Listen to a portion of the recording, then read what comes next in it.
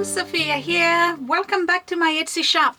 I took a break. I am back with 7 items and it was worth the wait.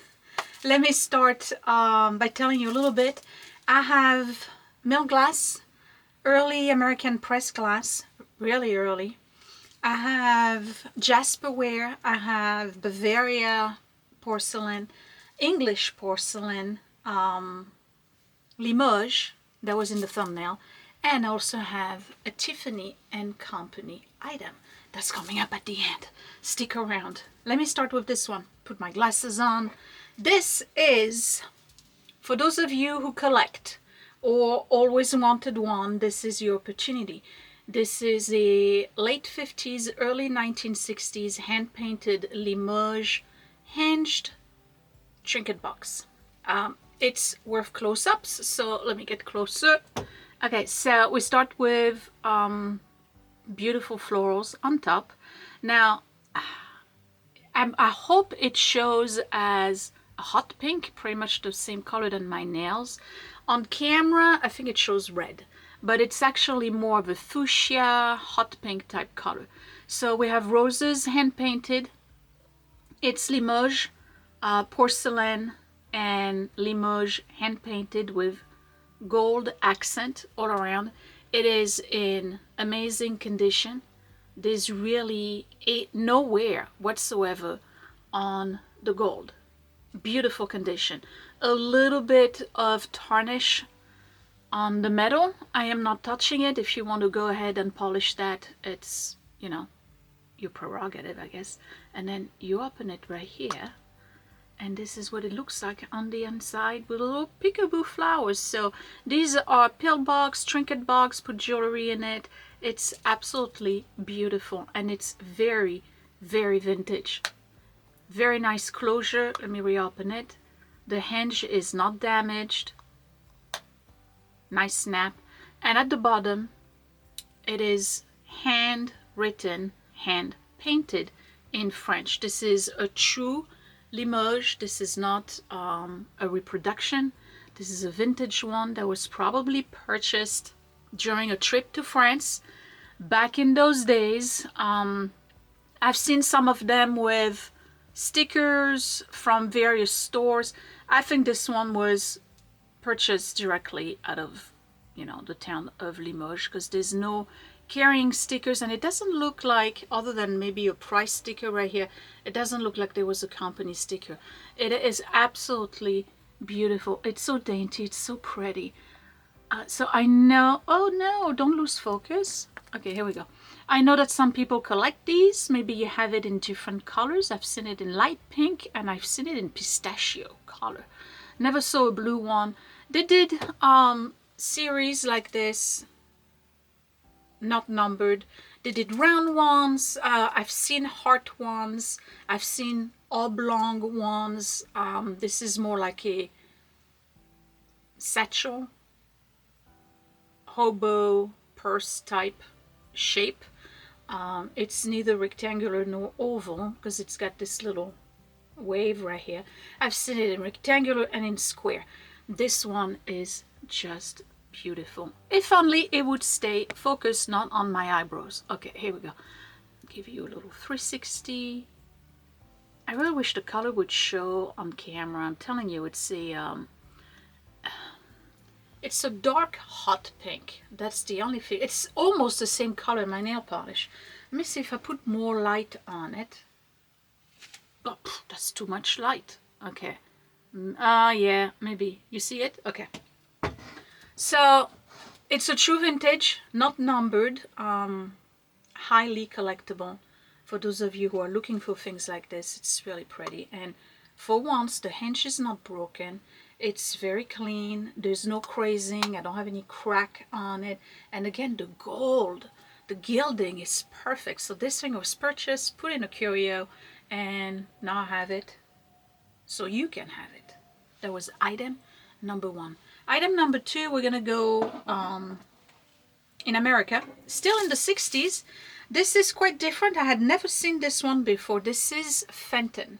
Fenton milk glass, inexpensive, this one. It's not a huge item, but it's really Beautiful mill glass. You know I like thick, heavy mill glass. This is a chunk. This is a good chunk. It's a leaf. Do you see the pattern on it? Okay. So what do you do with that wall? You know, I mean, you put your jewelry in it, change, you know, whatever. You could even serve food if you wanted to. It's not signed. It's from the time period when Fenton would only do the stickers. So it's from the 60s, very early 60s. It's in absolute beautiful condition. I have no call out on this. No chip, no crack, nothing. This baby is like brand new. I'd like to say that it's a cabbage leaf, but I don't know about this part right here. But it does look like a cabbage leaf. No, it's too dented. What kind of leaf is that? I don't know. Made up leaf by Fenton in mill glass. Really, really nice. So if you collect mill glass, oh, that's my only mill glass. No, not true. Hold on. I'll show you what's coming up soon. This one. That's also a Fenton, but see, this one, can you see the stamp? This one is stamped Fenton, okay? This one is not. So this is a hobnail ruffle little trinket dish. This is a leaf, and I really like it. I'd like to know what kind of leaf this is. I'm telling you, I thought this was a cabbage, but this doesn't make sense. It's cute. Okay, so that's item number 2. Fenton mill glass. When I come back, let's do some pressed glass.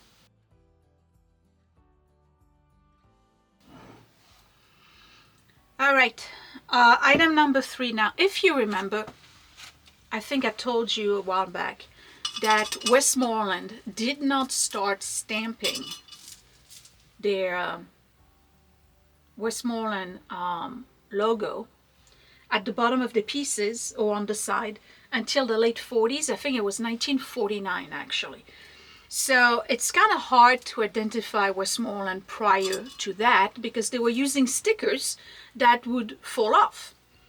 One of the things that they did very early on was purchase molds from factories that went bankrupt or defunct. Some of those factories were McGee, other factories were Campbell.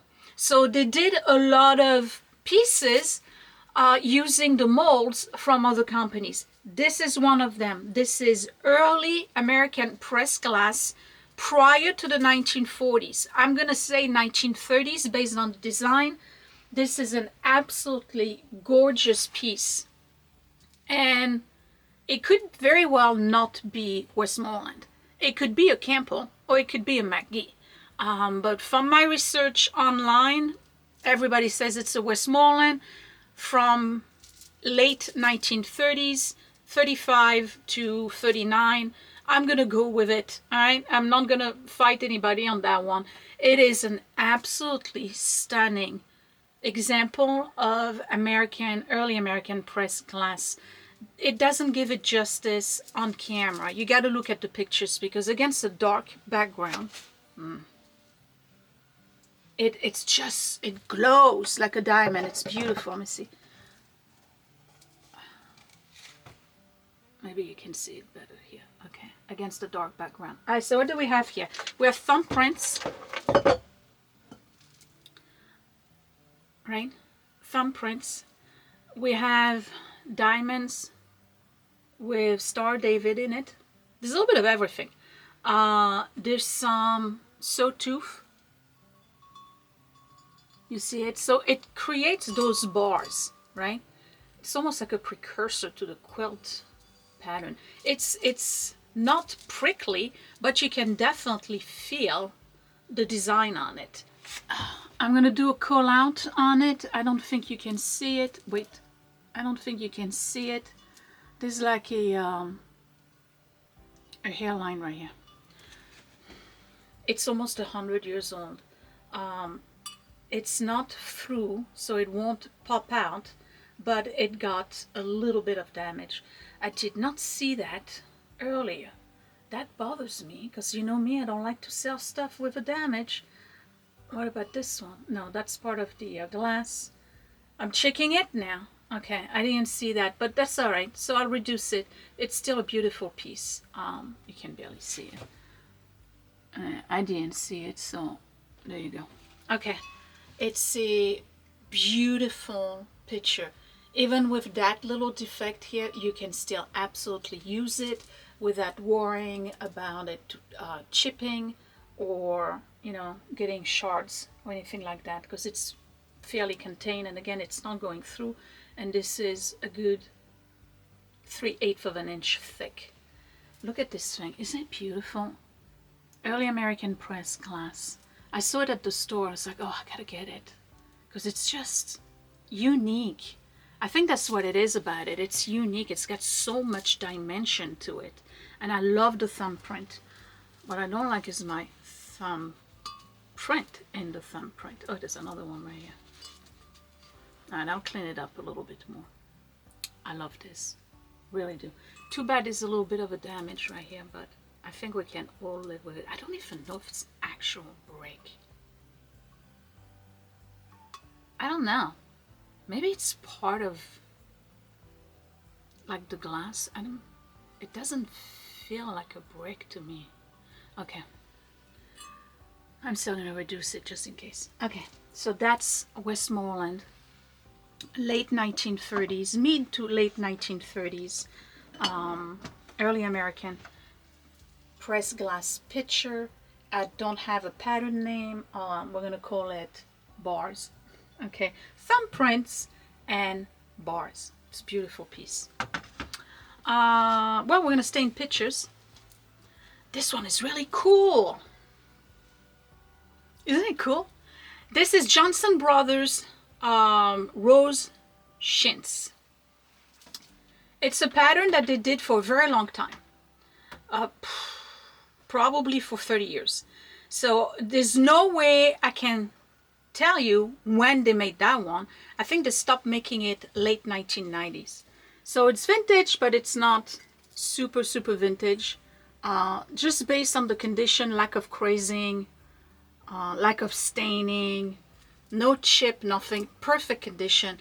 It says a genuine hand engraving rose shints made in England by Johnson Brothers, all decoration under the glaze, permanent and acid resisting color, patent number 160783. That's what it says at the bottom. Let's look at the pattern. Rose Shints with a little bit of the optic swirl on it. It's a very nice picture. They can be quite expensive. I don't know about that. Okay, you know me, I value things based on other pricing online, always undervaluing it. And some people are asking, are you ready for this? I've seen it for $95. Come on. No. This is not a $95 picture, because this is not an antique. It looks antique. It's meant to look antique, but it's not. What it is really is a transferware. Maybe you can see it on the leaves. It's a transferware in one color, and then they add the rest of the color on it. So you're going to see brush stroke, and it's not within the lines. You know, like when we were kids and we were coloring, you know, on coloring books, we weren't staying within the lines.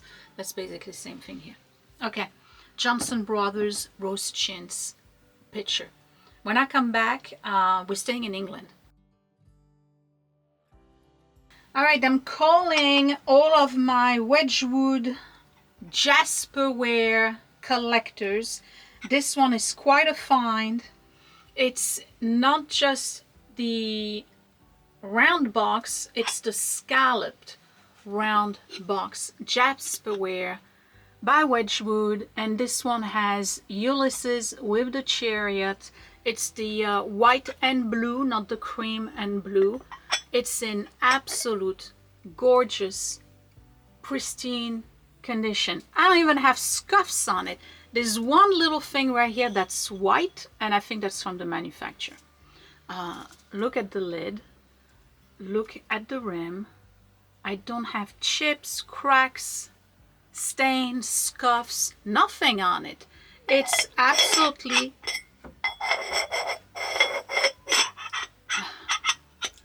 stunning.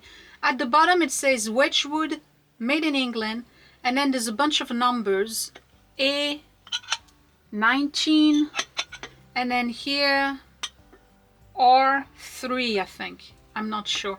They always have like stamps. The stamps are basically who molded it, who colored it, who finished it, you know, whatever. Series, year. I have very limited information about this. I am not a Wedgewood collector and I don't know much about Wedgewood. I know some of you do. I don't think, based on the condition, that this is really old. It might be from the 80s, maybe the 70s, but I don't think this is 50s or earlier. Okay, it's really beautiful. If you like Jasperware, it's basically porcelain bisque. Okay, and we all learned from one of my previous videos that Jasperware, they made it in different colors. So this one you can also find it in cobalt blue and white, similar to this cobalt blue with the white. That's an Avon, by the way. Avon for who? That was Avon. There was a oh, Fostoria for Avon. That's what it is. It's a Fostoria that was done for Avon. They did it in green. They did it in yellow. They did it in black. And I think they had it in pink. Oh, did I see a purple? I don't know about that. But the most common, probably recognizable Jasperware is the blue and white. Periwinkle blue, beautiful sculpted relief on it. It's very nice. If you like Wedgewood, I like it. It's a pretty box. Next item. This is for the Bavaria plate collectors. I here have 6 plates. They are salad plates, and they are salad plates by Mitterteich, Bavaria. Mitterteich? I don't know how to pronounce German. Mitterteich, Bavaria. Now, this particular stamp, they started in 1920. The company went defunct very early 2000. They had a period of time in the 1920s where they weren't doing much. That was no, right during World War I. I think actually the company was taken over by England as part of reparations, something like that. But they continued making porcelain and decorative items. They slowed down during World War II, of course, but they continued to do that for a very long time until eventually they went out of business because there was too much competition, particularly coming from overseas. This is a series, that's a fruit series, and they've done many different versions of it. This is one of the earlier versions that comes with the colored background. You're going to see it a lot with the white background. That's the later version, probably from the 50s or 60s. It may say West Germany on it. Some of them actually would say US zone, Germany. These are the fruit collection. I have 2 of the peaches and blackberries. I have the purple one with the gold. These are transferware. And I have the green with the gold, with a beautiful gradient on the color. They are in absolute superb condition. I'm showing you the reflection on the from the light so that you can see that they are not scratched. There's no chip, nothing. They were either on a wall or stashed away. So here's the purple one. I have 2 in the peach and blackberry. Then I have 2 in the grapes and pineapple. I have a hot pink and we're gonna say dark gray. So here's the hot pink, red hot pink fuchsia color with pineapple, How about we put it in the, where's the pineapple? Yeah, right here. Pineapple with grapes. I'm not sure which way does it go. We're gonna say it that way. And then here's the other one in the dark gray. And again, you can see no scratches. Now the hot pink has a manufacturer's defect right here. It's not a scratch. When you touch it, you can't feel it. It's just like the, I don't know what happened, but the glaze didn't take on. You see the gold on it? Aren't they beautiful? Alright, so these are the two pineapple. Then I have two more. And those two are different. So there's a brown that has apple and plums. Beautiful condition. That's brown. And the last one is pears and cherries. And that one is on a green background. Really like the green on this. And they're cool. They're really cool. And they are numbered. These are, oh, you want to know the years, right? Well, they did them for quite some time. The majority of them are from 1937. It says 37. 37 is not the series or anything. It was actually the year because they kept on doing them as series. They are all 37 except for this one. That's 39. And that one they stopped right before the war, I guess. So that's how vintage they are, okay? You're going to see a lot of people calling them antiques. They are not antiques. The logo is 1920s onward. These are transferware, just based on... that was my neighbor's kids going into my yard. Okay. Based on the condition and everything, I think late 30s is appropriate. And then again, they slowed down during the war. And then when they came back and did the fruits, they came up with the white backgrounds. So these are the colored backgrounds. They're absolutely stunning. Great condition.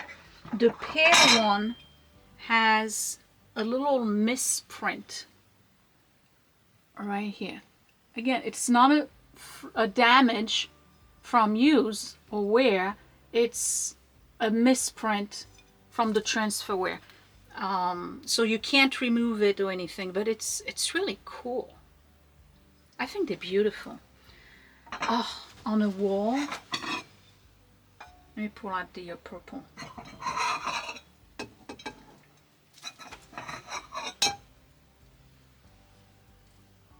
That look cool. Nice, huh? You like that kind of stuff? I do. But then again, we all know I'm into granny core. Wait until you see my brooch collection. Oh, on that subject, some of you have asked me, since I've showed that grab bag of mixed lot of jewelry, if I ever thought about selling jewelry. I do. I have some brooches I'm probably going to put up next week. I'll show them to you now because I'm trying to stretch time. No, I'm not. While I'm thinking about it, I'll show you. I'm going to sell it as a lot. It's altogether 6 brooches and they used to be mine. It's just that I have so many, I have to start purging, right? Okay, we have, didn't I say we were going to buy all the swans? This is an Avon swan with signets. It's from 1991 or 94, I can't remember, but it's signed Avon. These I'll put it next week. I have a, I know, why am I not keeping this? Well, because I already have some dragonfly. That's also an Avon. This one I believe is from the 1980s. Or is it 90, 91 or something? They're pins, by the way. So that's a dragonfly, that's an Avon. This one is supposedly an Avon, but I cannot find the signature on it. It's supposedly an Avon from 1994. Fireworks. Okay. Ain't cool? It's also a pin. Now in the brooches, I have this 1980s Taiwan little brooch. It says Taiwan on it. This is very light. It's hollow on the inside. It's from 1980. It's very, very cute, very dainty. I have this one. I thought about it, okay, do I really want to sell this one? I have so many brooches. I don't know. More than 50, for sure. This is a Camco from 1960s. I don't know if you can see the little rose on it. It's tiny. Great for little lapel. And in the back it says Camco, God's love is with you always. In this. See? So that's a really tiny brooch. And then the last one is from the company 1928. So it's meant to look vintage, Edwardian in style. I did wear this one quite a lot, so it's got a little bit of wear on the pearl, but it's this one. So I'll sell the whole lot, okay? So you can start your own brooch collection, brooch and pin collection. I'll sell all 6 together next week. Are you ready? When I come back, Tiffany and Company. All right, I'm here to call all of the cat lovers, all of you who have cats, who are always looking for cat items. I here have a 1979 Tiffany porcelain box that was designed by a ceramic and potter called Nancy Lopez. So here's the bottom of it, so you can see it says Tiffany and Company, copyright 1979, right? Yeah, 1979. And what is it? It's a sleepy cat. It's a porcelain sleeping cat in amazing condition. I have no call out on it. So what is it? Trinket box, powder box. I would use it as a powder box personally. It's very light, but it's a specific designer, Nancy Lopez, who did a lot of cat sculptures and cat pottery, and she designed this one for Tiffany. And I believe they did it for about 2 years, because I've seen similar ones in different colors. I've seen a brown one, and I think I've seen a blue one as well, and those were from 1977. This one is 79. Tiffany, don't mind the neighbors' kids are playing with those Chinese firecracker. Tiffany and Company. 79, and I haven't seen any after that. Some of them were made in Japan, some of them were made in the US. This one is stamped MR at the bottom. I'm not sure who MR is. If I find out by the time I post this, because by the way it's Tuesday night for me, I just got back from work, I'll put it in the description so you can get to learn a little bit more about it. Isn't it darling? Isn't it an awesome gift for a cat lover, a cat mom, a cat grandma? Use it to put jewelry in, use it to put powder in it, or just use it as a decorative piece. It's light, okay? This is not a heavy piece. I think it's beautiful. And you can turn the cat whichever way you want, by the way. That's the beauty of it. So you can have the tail in the back of it, or you can put it like this, curled up on its own tail. Isn't that cool? Tiffany and Company, decorative item. Not even a little chip on the nose. Usually that's what you get, right? But nope. Perfect condition. All right, these are my 7 items with a little preview of next week. And then next week we'll do another cat who needs to be cleaned. This is Man, Japan. That's coming up next week.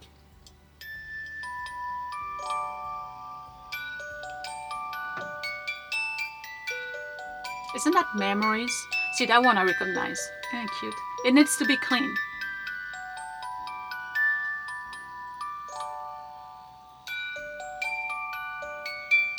They're in perfect condition too. Transferware. Oh, it's so pretty. And it's got the little stopper right here. Boom.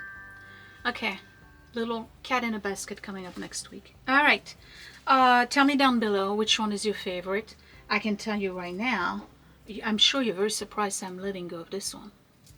I am, because Lord knows I don't need another box, and I'm just more into the crystal boxes, like, you know, these kind. I like crystal boxes. It's my thing.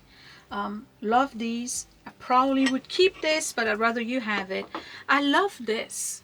I really do. I'm just bummed that this thing right here, it does look like a crack. I'm gonna seriously discount it. And I love the plates. That's my jam right here.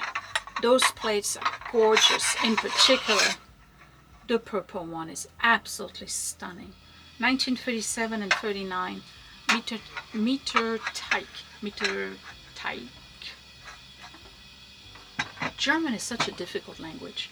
I love those. So tell me down below which one's your favorite.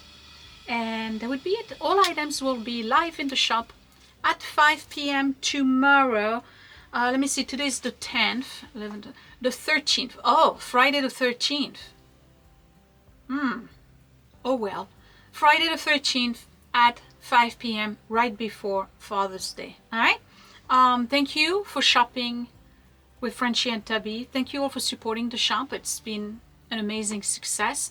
And thank you all who have not only supported this shop, but La Boutique de Frenchy, where I now make handmade sewing items. I am officially sold out on all the pouches that I had put as my first batch.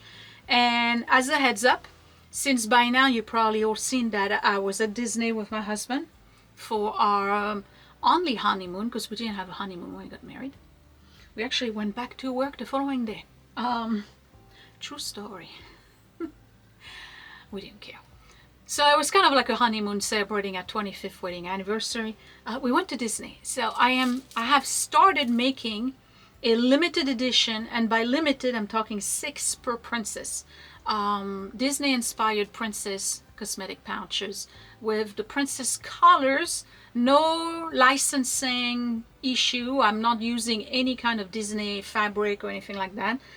It's just my interpretation of each Disney princesses, and that's what I do in my spare time.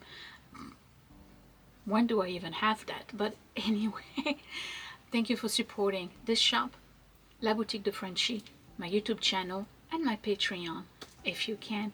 Thank you very much. I will see you next week for brooches and more. Oh, and the cat and more. See you later. Thanks for watching. Bye.